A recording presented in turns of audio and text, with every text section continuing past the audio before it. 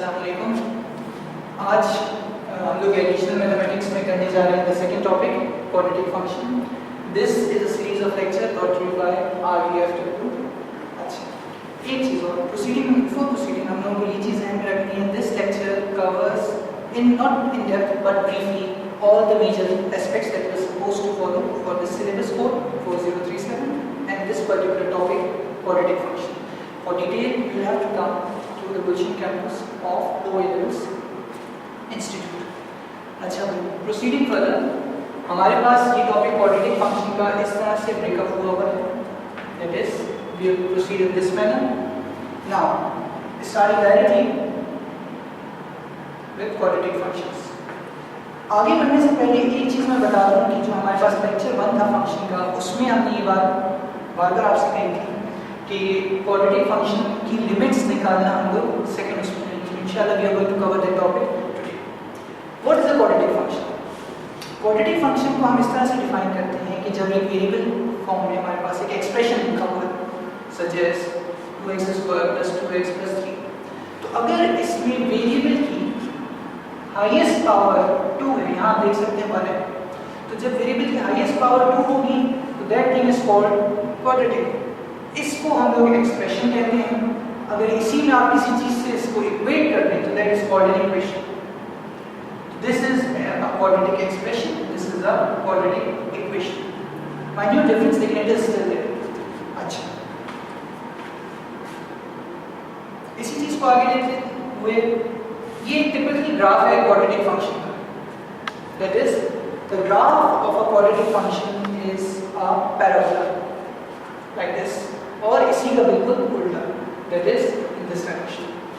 सो इसमें हमारे पास जो पहला टॉपिक आता है is the finding of maxima और मिनिमा।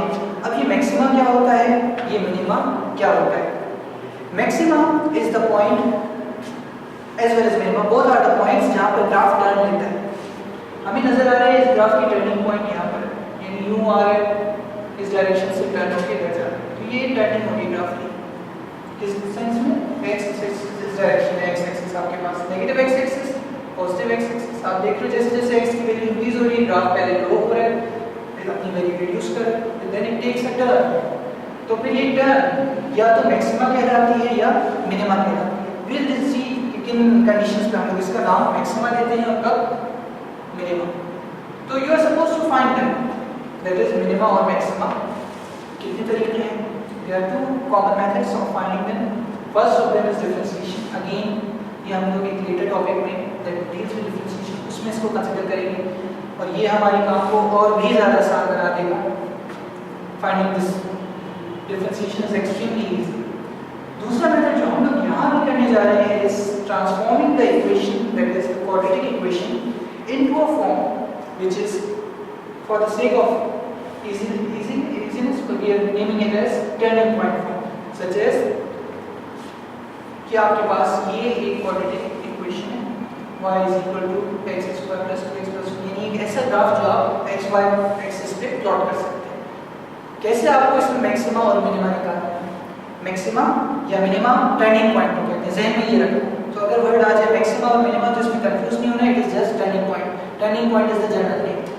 अच्छा, कैसे निकालना है? आपका काम ये है कि आप इसके एक्सप्रेशन को, क्वाड्रेटिक एक्सप्रेशन को उठा के इक्वेट कर दें इस फंक्शन से, a times x - h whole square plus k। यहाँ पर आपको बहुत ख्याल रखना है साइन का, यहाँ माइनस है, you are supposed to keep it minus, यहाँ प्लस है, you are supposed to keep it plus. इससे जैसे ही आपने इक्वेट करना है तो आपने यहाँ पर देखिए, यहाँ पर एक ये नोट, यहाँ दूसरा नोट h और तीसरा नोट k। तो you are supposed to find these 3 numbers और उसके बाद आपका टर्निंग पॉइंट आ गया, यानी दिस इज इट। तो हमें सबसे पहले क्या करना है, अपनी लेफ्ट हैंड साइड को देखना है। This is a very smart cut method, आपका काम बहुत रिड्यूस हो जाएगा। Instead of using completing the square method to form this, आप एक बहुत ही इंजीनियस वे यूज करेंगे जिससे आपका काम सिंप्लीफाई हो जाएगा। It will also reduce the chances of error in calculation. आप सिर्फ लेफ्ट हैंड साइड को देखिए और बताइए यहाँ पर वही क्वाड्रेटिक फॉर्मूला के साथ what is a, what is b and what is c।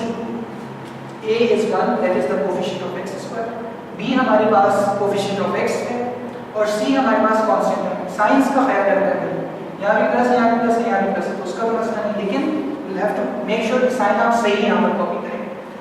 सबसे पहले यहाँ पर 3 में से आपके पास a का आंसर डायरेक्टली आ जाता है, जैसे आप x² कोफिशिएंट को देखते हैं।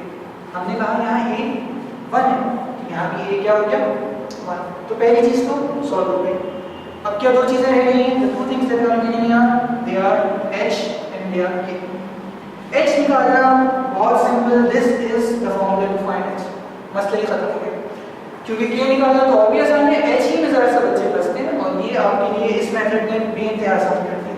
क्या करना है आपने यहाँ से b की वैल्यू और a की वैल्यू इस फॉर्म में पुट करनी है, यानी -b divided by 2a। Again अभी तो हमारे पास सब पॉजिटिव नंबर है, अगर आपके पास नेगेटिव आता है तो you are suppose to make sure कि आप सही मल्टीप्लिकेशन करें, -b/2a।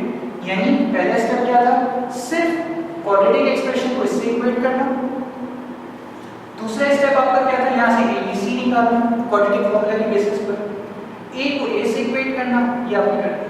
ये आपके पास तीसरा स्टेप है, h की वैल्यू निकालना, यानी थर्ड स्टेप में आपके पास h की वैल्यू आ गई, जो कि हमारे पास इस केस में -1 बनती है, h आ गया।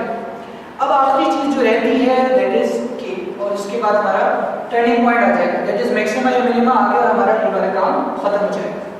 तो हम लोगों को कैसे करना है, हम लोगों को ओरिजिनल इक्वेशन जो हमें गिवन थी, यानी ये ओरिजिनल इक्वेशन जो हमें गिवन थी उसमें x को h की वैल्यू के बराबर रखना है, यानी कि -1।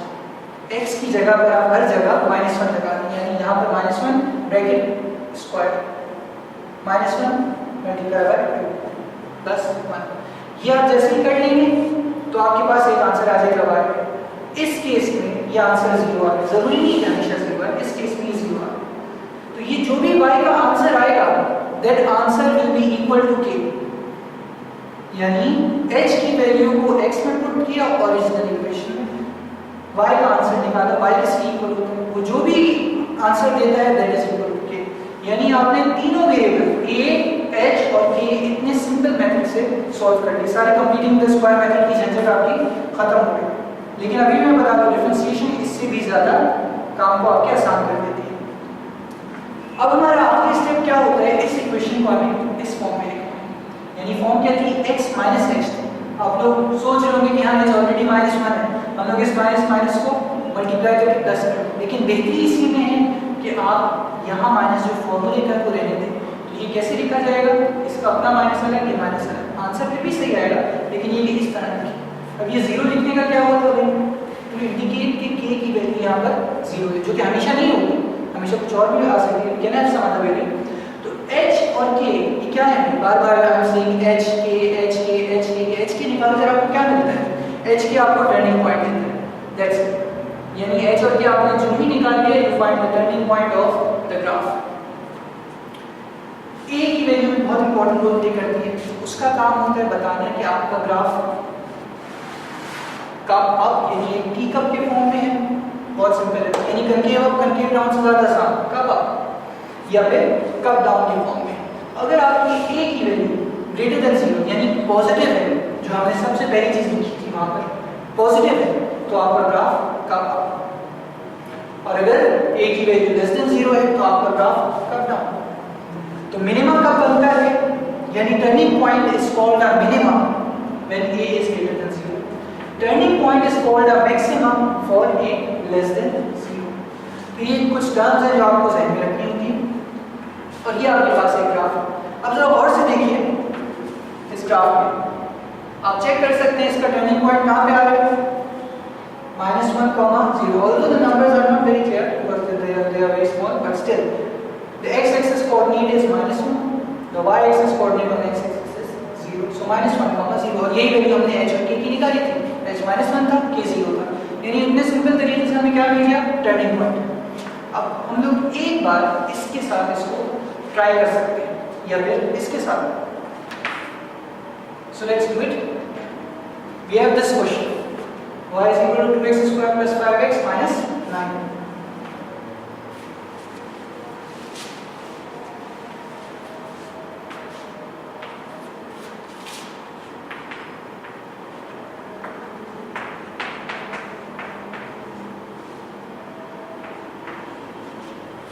2x² + 5x - 9। पहली बात मैंने क्या कही थी कि जो इसका क्वाड्रेटिक पार्ट है आप वो उठा के किससे इक्वेट करेंगे,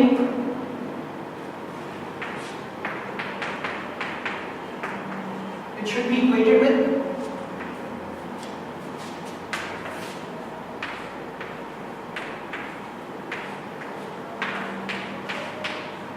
दिस।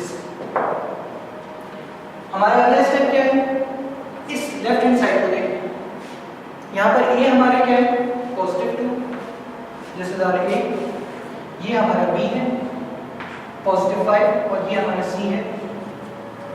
तीनों आंसर हमारे पास आ गए। a तो वही होगा जो यहाँ पर है, काम b के लिए क्या करना है, ये b और a की मदद से हमारे पास क्या था अगला स्टेप, h निकालना। तो पहले लिख देते हैं कि a = ताकि मसला नहीं रहे बाद में 2। अगला स्टेप था हमें h निकालना। The next step was to find h. I told you the formula for h is -b/2। यहाँ पे कोई मसला नहीं क्योंकि b की साइन पॉजिटिव है तो कोई मसला नहीं करेगा, लेकिन ये कि आपको साइंस का भी ख्याल रखना है। -5 divided by 2 multiplied by what's the value of a 2। तो ये क्या करेंगे -5/4,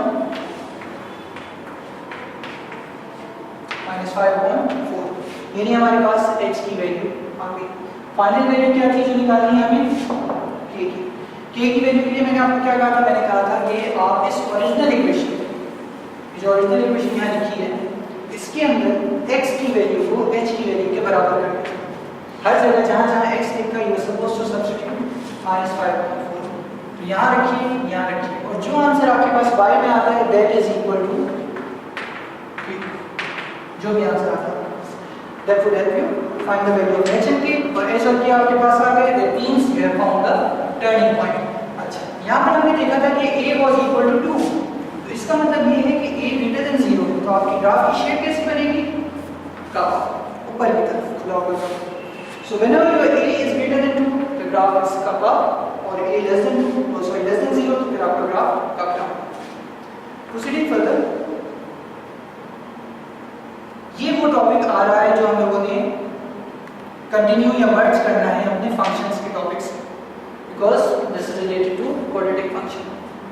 for example, we have this function f of x defined by x² + 2x + 1, और ये रिस्ट्रिक्टेड डोमेन का सवाल है, that is the domain is restricted from -3 till 2, that is इस बाउंडिंग डोमेन के अंदर x लाइट होता है, ये x यानी अब हमें क्या करना है, हमें रेंज निकालनी है। बहुत आसान हो जाता है हमारे लिए। अच्छा, एक और चीज़, ये वही फंक्शन है जो पीछे मैंने प्लॉट किया, ताकि हम लोग जो रेंज निकालेंगे हमें एक आइडिया हो जाएगा कि ये कैसे हो रहा है। तो सबसे इम्पोर्टेंट क्या है, first step is to check whether the turning point lies in the domain, यानी बस आपने यही चीज़ चेक करनी है। लीनियर में हमने क्या किया था, जब लीनियर फंक्शन था, that is there was no x², या कोई ऐसा वेरिएबल नहीं था जिस पे पावर 2, उसमें हमने क्या किया था, एक बार ये वैल्यू हमने उठा के रखी थी यहाँ पर और बाकी जगहों पर जहाँ जहाँ x, और एक बार ये वैल्यू रखी थी, we got an image set या we got a range। लेकिन क्वाड्रेटिक में अगर हम लोग ये करेंगे तो हम प्लस आएंगे, क्यों, अब जरा देखिए, -3 और 2 पर ये आपके पास ग्राफ है, 2 पर आपको नजर आता है it's going up something around 9, 2 पर this is 0.2, इस पर अगर आप ऊपर लेके जाते हैं you get some value which is greater than 9, और इसी तरह से this is -3 पर आप ऊपर लेके जाते हैं you get some value which is around 3.5 or between 3 and 4।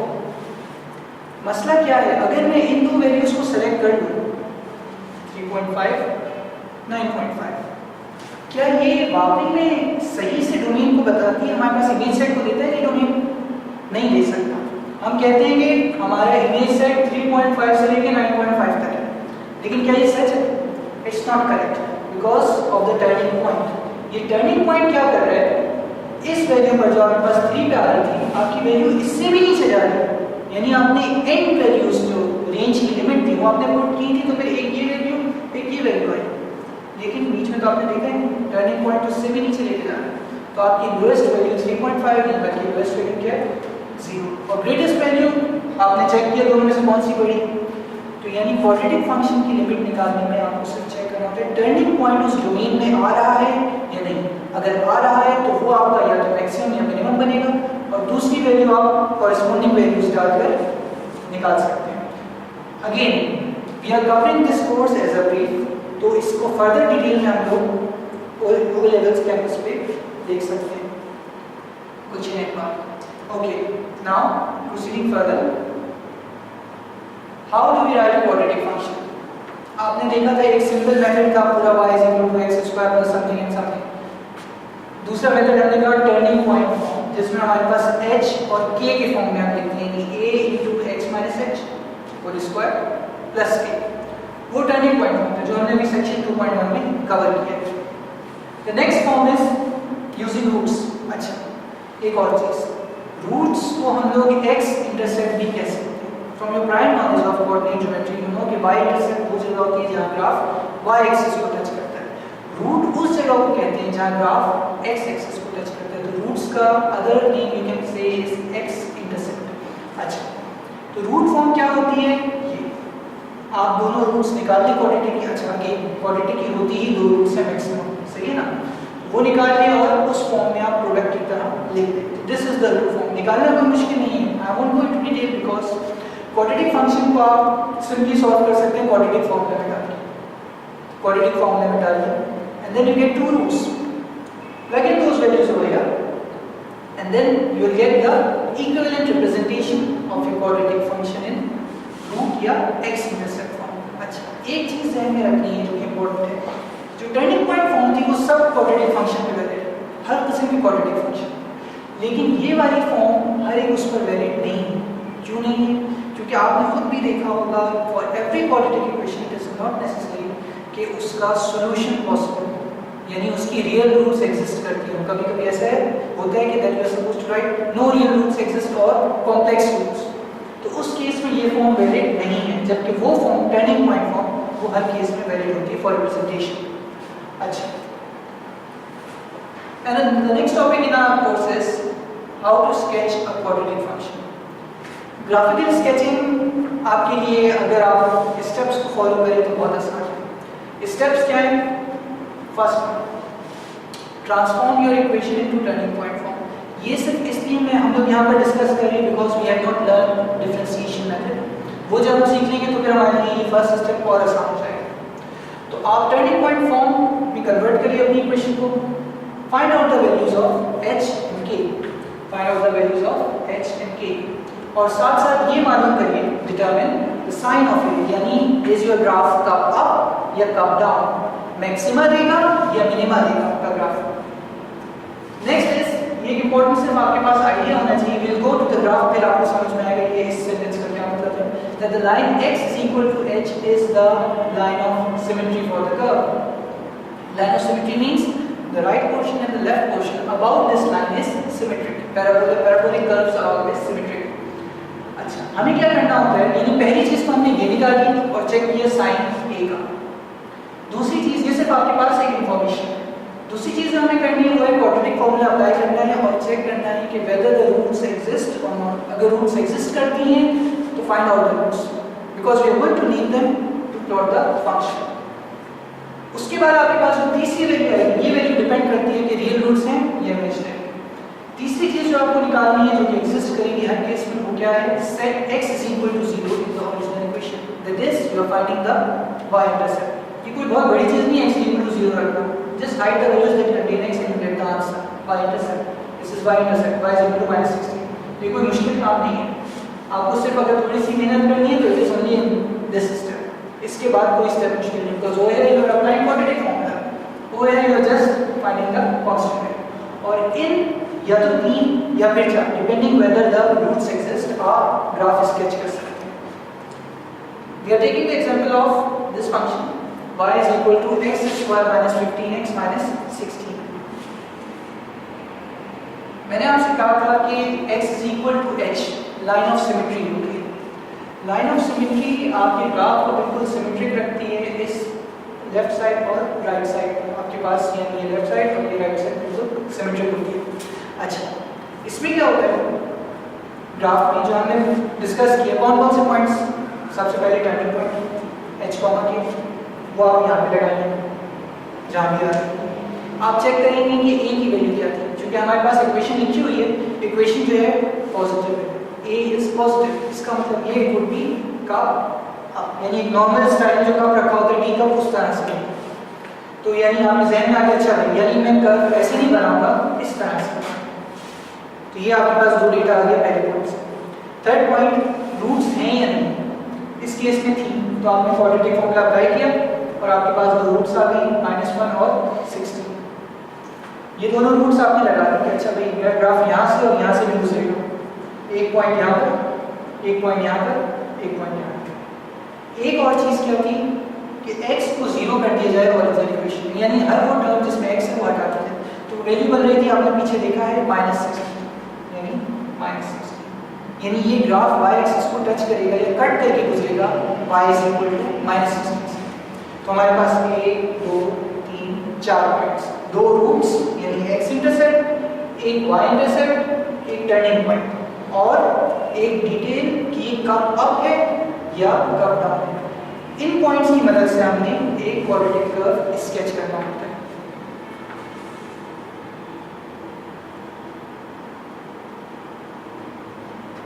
इस फॉर्मूले से तो आप सभी फेमिलियर हो गए,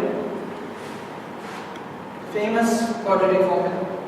इस फॉर्मूले के अंदर सबसे इंपॉर्टेंट रोल प्ले करती है ये टर्म जो स्क्वायर रूट साइन मेथड है। This term is called the discriminant, this term is called the discriminant, represented by capital D।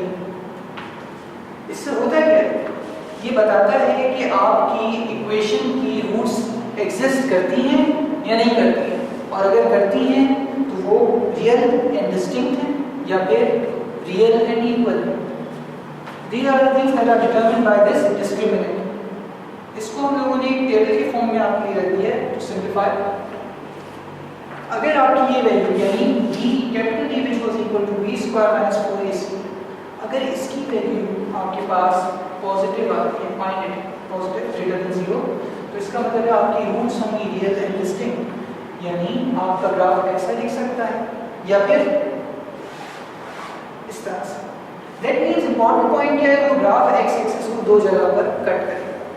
Graph की शेप कब डाउन भी हो सकती है, दैट्स नॉट, वो सिर्फ ए के ऊपर डिपेंड करता है। इसी का दूसरा case, suppose we have b is equal to 0, यानी b स्क्वायर माइनस 4ac का आंसर आपके पास 0 आ जाता है। तो roots are called real and equal या फिर repeated roots.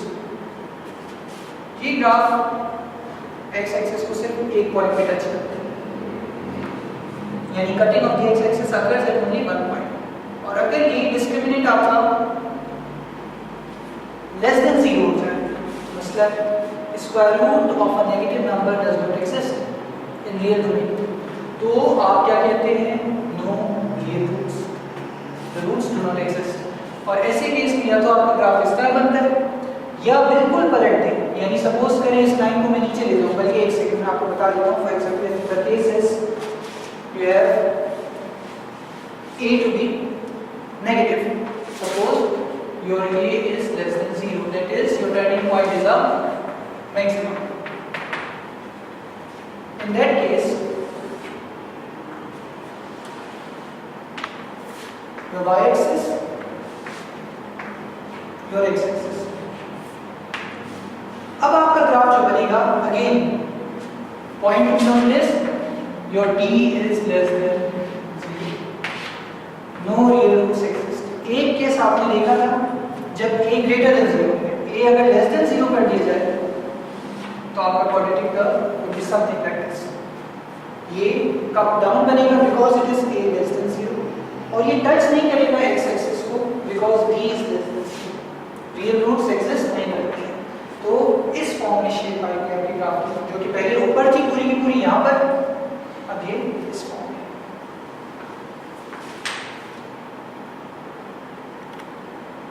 Now we are going to move on to the application of this discriminant. हम लोगों को एक क्वेश्चन मिलता है मैथ्स में कि for example there is a line which is intersecting a curve, quadratic curve. अब वो इंटरसेक्ट किस तरह से करती है, it can cut the curve at 2 points like this. Also it can do one more thing, it can just touch the curve, एक जगह पे टच करे और गुजर जाए। This is called tangent. एक और केस क्या हो सकता है, वो कर्व कहीं पर भी टच ना करे। तो ये 3 केसेस हैं जो हम लोगों को डील करने हो सकते हैं। तो इसमें हमारे लिए ये कैपिटल डी यानी डिस्क्रिमिनेंट किस तरह से हेल्प करता है, सी दिस इज डी। अभी हम लोग इसको अप्लाई करके देखते हैं। अगर ये डी ग्रेटर देन 0 है तो इसका मतलब है कि लाइन और कर्व 2 पॉइंट पे कट करेंगे, 2 intersection points. If it is equal to 0 then there is one point known as tangency, tangent exist करता है। लेस देन 0 मतलब कि आपकी लाइन और कर्व एक दूसरे को इंटरसेक्ट या क्रॉस नहीं करते। Let's take an example over here.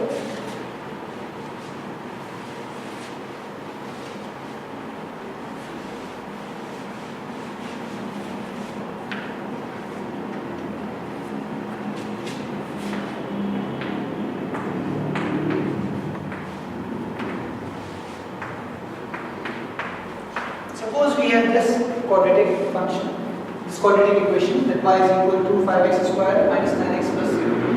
हम लोग को बताना है कि एक लाइन जो गुजर रही है y is equal to minus x plus 7. ये एक लाइन है जो गुजर रही है, let's make it 17.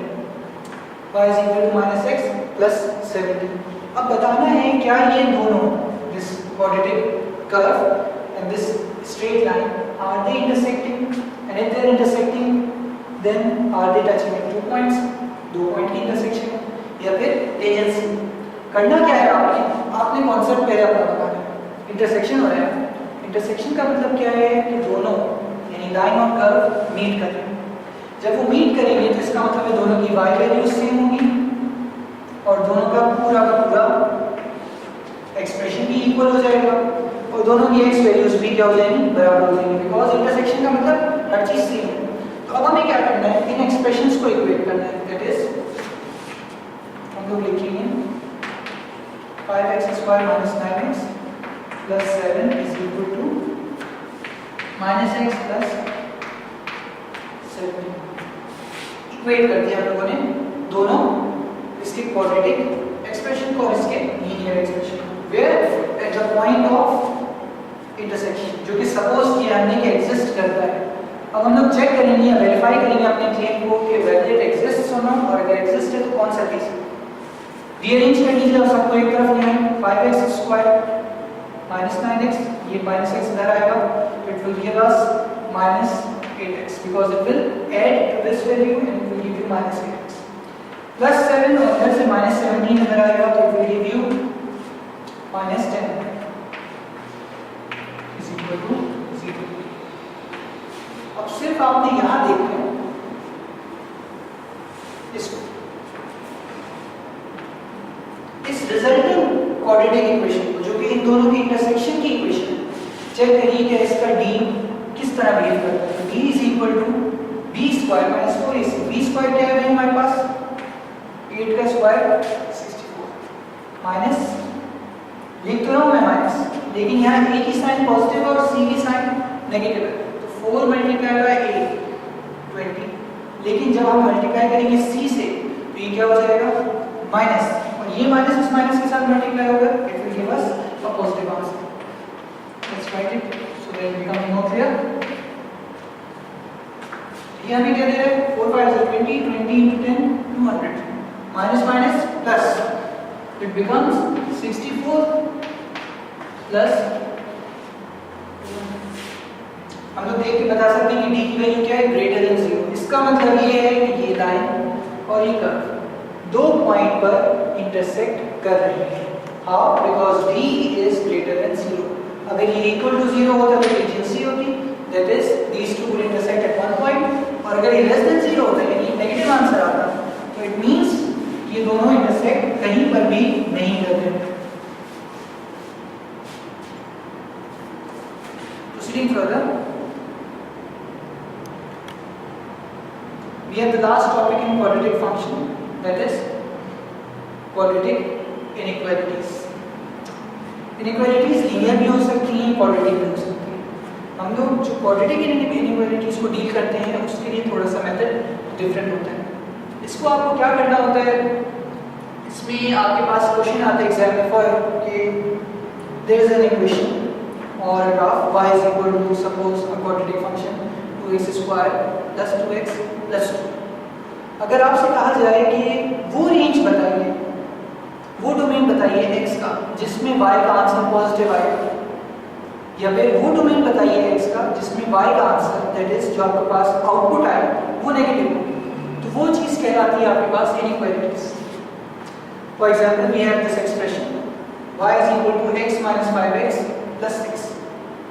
Question can be said कि tell us the range of values for which y is greater than 0. यानी इसका आउटपुट x की वैल्यूज डालने के बाद किस रेंज में हमेशा पॉजिटिव आएगा या फिर y is less than 0. अच्छा, हमारे पास क्या है? we have to solve the quadratic inequality. How? We are supposed to do this in rough work. Don't show this working जो मैं आपको बता रहा हूँ in your fair working. Mark it as rough या कैंसिल कर दीजिए. आपको क्या करना है? आपने सिर्फ रूट्स ऑफ द इक्वेशन निकालनी है यूजिंग फैक्टराइजेशन. माइंड इट, अभी मैं फिर आपको रिपीट कर रहा हूँ that this is supposed to be done. This step is supposed to be done as a rough work because you are solving inequalities. तो इक्वेशन यूज करने का तो सवाल नहीं बनता, लेकिन अगर आप ये मेथड फॉलो करते हैं तो it helps you a lot, it reduces your problem. आपने क्या किया? इक्वेशन के फॉर्म में इसको सॉल्व करके ये आंसर्स निकाल दिए. ये आंसर्स आपने किस तरह लिख लिए? इस तरह से. ठीक है, तो ये चीज जब आपके पास आ गई यानी root form, this form was called in previous section as the root form. इस रूट फॉर्म में आपने इसको लिख लिया. आपसे एक क्वेश्चन में कहा जा सकता है कि ग्रेटर देन 0 बताइए या फिर लेस देन 0. हम लोग दोनों केसेस को डील करेंगे. First case for greater than 0 हमने क्या किया? कहा गया था y किसके बराबर है? हमने उठा के इस चीज को y की जगह. हमें अब रेंज निकालनी है उन वैल्यूज की x में जो इस पूरे का आंसर यानी ये पूरी चीज सॉल्व होगी, ये पूरी चीज सॉल्व होगी, मल्टीप्लाई होने के बाद पॉजिटिव थे. ग्रेटर देन 0 का मतलब पॉजिटिव. तो सॉल्यूशन सेट को हम लोग इस केस में जब ग्रेटर देन 0 आपसे कहा जाता है तो किस तरह देते हैं? इस तरह. यानी x is less than your smallest root and x is greater than your greatest root. In this case the smallest root is 2 and the greatest root is 3. तो जब greater than 0 आपसे इनइक्वालिटी डिमांड की जाए तो फिर क्या होगा? आप इस फॉर्म में सॉल्यूशन सेट करेंगे. और यही चीज अगर आपसे कहा जाए less than 0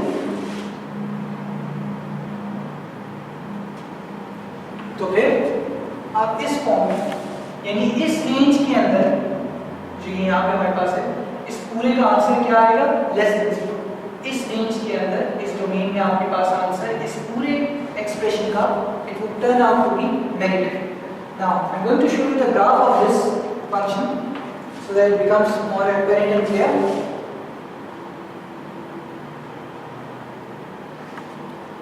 This is 2 and this is 3. This is the graph of the function y is equal to x square minus 5x plus 6. अब आप देख सकते हैं 2 से 3 के बीच में, 2 से 3 के बीच में ये ग्राफ क्या जा रहा है? ये x एक्सिस की लाइन है. ये कहाँ जा रहा है? It is going below the x axis. That means it is giving you a negative output. Negative answer आ रहा है. और यही बात मैंने आपसे कही थी. For negative answers you are supposed to take 2 is less than x which is less than equal to 3. ये क्लोज कर लेगा आपके नेगेटिव रीजन, यानी इस रीजन में आपके पास आंसर हमेशा नेगेटिव आएगा. और अगर आपसे पॉजिटिव आंसर मांगे जाते हैं तो आप देखिए अगर if you go to lesser values than 2 on this side या फिर if you go to greater values than 3 on this side you get always a positive answer. Positive. And this is how you solve inequality. एक चीज और ध्यान रखनी है, हो सकता है कि आपके पास एक्सप्रेशन में यहाँ पर नेगेटिव आ मे बी. तो अगर आपके पास यहाँ नेगेटिव आता है तो आपको क्या करना है? उस नेगेटिव और ये ग्रेटर देन साइन आपने पढ़ा है कि इस केस में आप क्या करते हैं? Multiply both sides with negative and this will flip your case to less than 0 और फिर आप इसको लेस देन 0 वाले स्टाइल में सॉल्व करें. तो यानी ये जो जनरल मेथड आपको अभी बताया गया है you can apply it anywhere and everywhere provided आप इस चीज़ का ख्याल रखिए कि यहाँ पर साइन क्या होनी चाहिए? पॉजिटिव. अगर नेगेटिव साइन है तो आप पहले उस नेगेटिव को खत्म करें यानी इस इनइक्वालिटी को फ्लिप कर दें. And that wraps our topic of quadratic functions.